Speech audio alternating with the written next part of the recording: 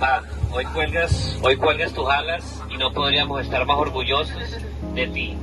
Cierras una etapa que deja muchos frutos y este es el reflejo de tu dedicación y esfuerzo. Serás siempre para nosotros el mejor papá, esposo, abuelo y piloto. Hoy dejas las alas del avión para desplegar las tuyas y seguir siempre volando alto, con la ética y la disciplina que siempre te ha caracterizado. Definitivamente, para todos este será un vuelo inolvidable. Con amor, tu familia que te ama.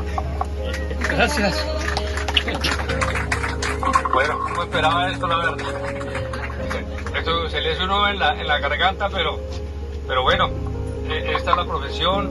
Uno sabe que llega en un momento de la vida a su final, pero pues hoy fue la mejor oportunidad de haberlo hecho con mi familia, con ustedes, como pasajeros que hayan volado en zarpa, muy amables. Esperamos pues después podernos seguir viendo en otras condiciones. Les deseo lo mejor. Muchas gracias a mi familia, a mi esposa, a mis hijos, a mi nuera, a mis nietos. Una bendición que hubiera podido terminar hoy aquí con ellos, mi vida como piloto. Juego las alas, pero muy emocionado. Muchas gracias.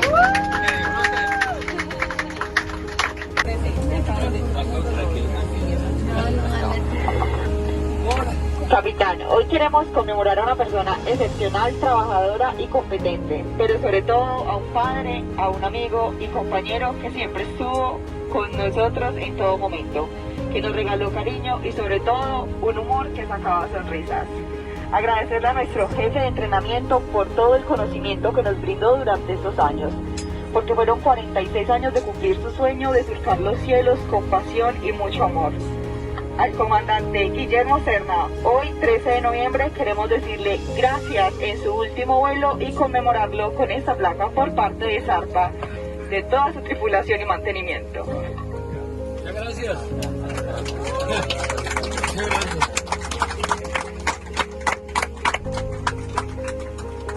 También muchas gracias, muy amable. Amor, gracias.